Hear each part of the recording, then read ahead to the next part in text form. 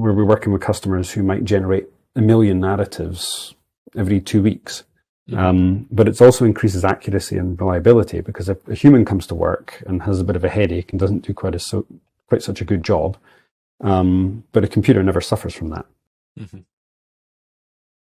I know, I'm just thinking about all our jobs in the future now. It's the computer slowly take over, but no, it's definitely a massive benefit to organisations, like you say. Is there any kind of challenges or limitations of NLG? We couldn't talk about computers generating text without talking about large language models, LLMs. So the way our technology works, and always has done, is it's very what we would call deterministic, where you create rules to do these jobs. The rules are reliable, and they're auditable, and they're testable. Whereas with a language model, not only are you're dependent on writing good prompts to interact with language models, but it also it's not deterministic, and it's very difficult to get it to do the same thing every time. And as well, it's a black box, right? You can't see what's going on the inside, why it made those decisions.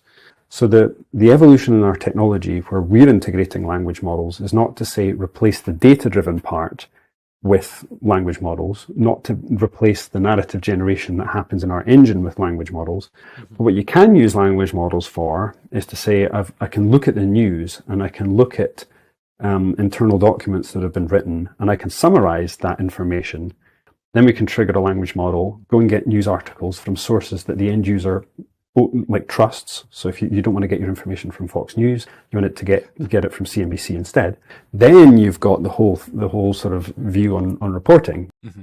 So that's that kind of like, is it a threat? It's actually an opportunity. So you've kind of got the data here. You've got your black box where you're putting your controls, your rules, everything in place that they want, the specification, the tone, the language, everything they want to use. Data's going in, it's coming out. Here it is. But then, language models can then go out into wherever you're pointing them in terms of news articles or, trusted sources, to add a bit more flavour to what exactly they wanted. Yeah, no, exactly. It's good.